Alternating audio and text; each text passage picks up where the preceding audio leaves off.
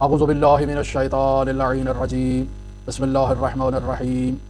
بس فرماتے ہیں کہ جو اللہ کی قدرت اور عظمت پر یقین رکھتا ہے وہ جنت کے بلند مقامات تک پہنچ جائے گا، اور اللہ کی عظمت اور قدرت کی بدولت صاحب یقین کے دل میں جو کیفیت ہوتی ہے دہشت کی کیفیت ہوتی ہے۔ دہشت کی کیفیت ایک ایسی کیفیت ہے کہ جب ایک انسان عارف کے دل پر نور الہی کی تابش ہوتی ہے، اس کی کرنیں پڑتی ہیں، تو یہ سالک اور یہ عارف جو ہے وہ خود سے بے خود ہو جاتا ہے۔ جیسے آپ کہیں کہ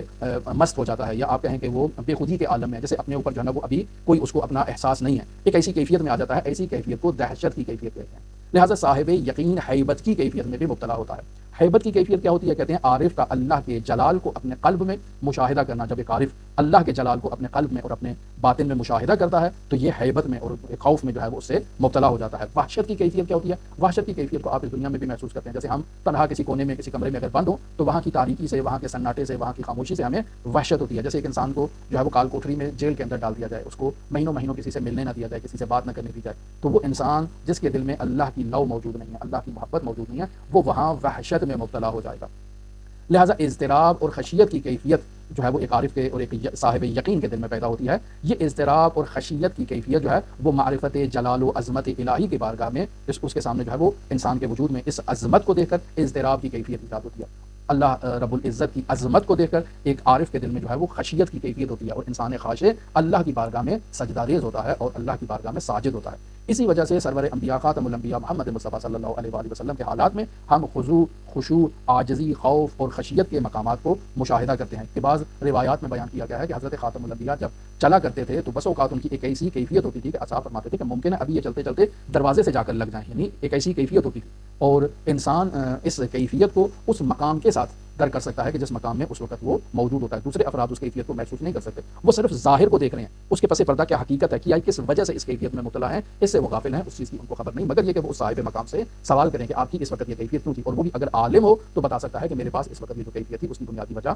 فلاں چیز تھی۔ لہٰذا حضرت رسول خدا صلی اللہ علیہ وآلہ وسلم کے حضرت حق متعال کے جو لامتناہی کمالات اور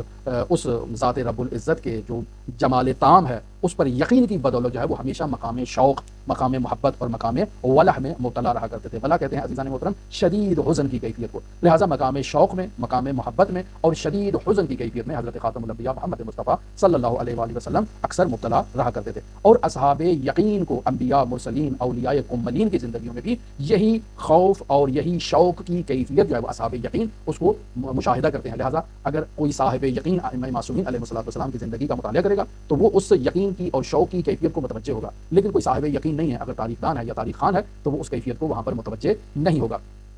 لہٰذا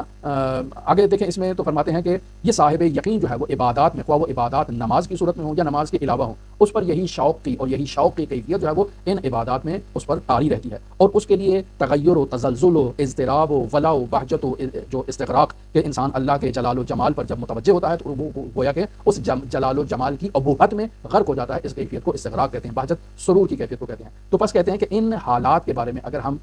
جو ہے وہ کتابوں کا مطالعہ کریں تو اس قدر تاریخی کتابوں میں قصے، کہانیاں، روایات جو ہے وہ اصحاب یقین سے متعلق موجود ہیں کہ انسان ورطۂ حیرت میں مبتلا ہو جاتا ہے۔ اور بعض لوگ تو انکار کر دیتے ہیں کہ یہ سب کہانیاں ہیں، قصے ہیں، واقعیت پر مشتمل نہیں ہے۔ کیوں؟ کیونکہ وہ ان چیزوں کو جانتے ہی نہیں ہیں۔ لہٰذا صاحب یقین مناجات کے وقت سید قائم، مثلا مناجات کے وقت حضرت سید الاوصیاء امیر المومنین علی بن ابی طالب کی کیفیت کو دیکھیں کہ وہ غش کر جایا کرتے تھے۔ وہ ابو درداء کا واقعہ جو اکثر آپ لوگوں نے سنا ہوگا کہ وہ ابو درداء جاتا ہے، جا کر دیکھتا ہے امیر المومنین تنہائی میں کہیں جا رہے ہیں، وہ پیچھا کرتا ہے اور جب پیچھا کرتا ہے تو دیکھتا ہے کہ امیر المومنین مناجات کر رہے ہیں، اور مناجات کرنے کے بعد حضرت کی ایک ایسی کیفیت ہوتی ہے کہ حضرت کی مناجات منقطع ہو جاتی ہے۔ یہ ابو درداء وہاں جاتا ہے، جا کر مولا علی کو ہلاتا ہے، دیکھتا ہے کہ بدن میں جان موجود نہیں ہے، گویا کہ انتقال ہو چکا ہے۔ انا للہ و انا الیہ راجعون، سر پیٹتا ہوا واپس آتا ہے، حضرت صدیقہ طاہرہ فاطمہ زہرا کی بارگاہ میں آ کر کہتا ہے کہ میں نے علی کو دیکھا، اس دنیا سے رخصت ہو گئے۔ حضرت صدیقہ طاہرہ نے کہا بتاؤ کیا کیفیت تم نے دیکھی ہے؟ پھر یہ ابو درداء بتاتا ہے کہ میں نے علی کو اس حالت میں دیکھا۔ تو صدیقہ طاہرہ فرماتی ہیں اے ابو درداء یہ علی کی ہر روز کی روٹین ہے، تم نے آج ایک عجیب چیز کو دیکھ لیا ہے۔ تو ایسے قصے، ایسے واقعات عزیزان محترم روایات میں بے پناہ موجود ہیں، لیکن چونکہ ہم ان باتوں سے اجنبی ہیں، ان چیزوں کو نہیں جانتے ہیں، لہٰذا ہمارے لیے یہ قصے، کہانیاں اور یہی چیزیں رہ جاتی ہیں۔ اور حضرت سید الاوصیاء کے جو ہے وہ یقین کا یہ عالم تھا کہ وہ خداوند متعال کی راز و نیاز و مناجات میں غش کر جایا کرتے تھے۔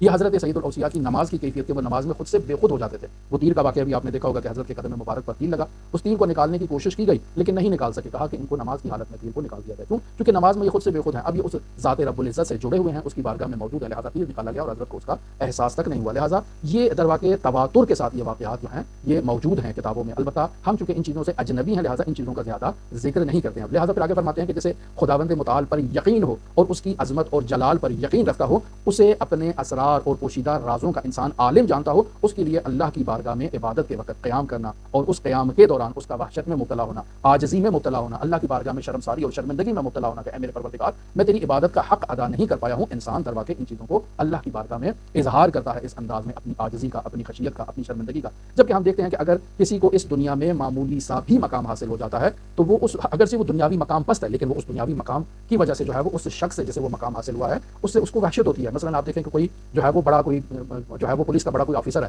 خوب اس کو یہ آفیسر بنا ہے تو اس دنیا میں ایک عارضی پوسٹ اس کو ملی ہے، ایک عارضی مقام اس کو ملا ہے، لیکن کیسے ہم اس کے سامنے جھک کر ملتے ہیں، کھڑے ہو کر ملتے ہیں، اور کیسے اس سے عاجزی کا اظہار کرتے ہیں، کیسے اس کی عزت کرتے ہیں، اس کا احترام کرتے ہیں، اور کیسے گویا کہ اس سے خوف زدہ ہو جاتے ہیں۔ یہ در واقع ہمیں معلوم ہے کہ یہ آج اس کے پاس پوسٹ ہے، کل اس کے پاس پوسٹ نہیں ہوگی، لیکن ہم اس عارضی مقام کی وجہ سے اس کا اس قدر احترام کرتے ہیں، جبکہ صاحب یقین کا مقام کس قدر بلند ہے اور ہمیں اس کے لیے کوئی عزت و احترام ہمارے دلوں میں موجود نہیں۔ دعا گو ہیں خالق متعال کی بارگاہ میں ہم سب کو معارف نورانیہ اہل بیت سے ہمارے دلوں کو منور فرمائے، اور جو معارف ہمیں عطا کیے ان پر عمل کرنے کی ہمیں توفیق عطا فرمائے۔ ہم سب پر اپنی رحمتیں برکتیں نازل فرمائے، آفات و بلیات سے ہم سب کی حفاظت فرمائے، ہمارے مرحومین کو جوار رحمت میں جگہ عطا فرمائے۔ اللهم انی اسألک خیر ما سألک به عبادک الصالحون واعوذ بک مما استعاذ منه عبادک المخلصون۔ اللهم صل علی محمد وعلى محمد وعجل فرج قائم آل محمد۔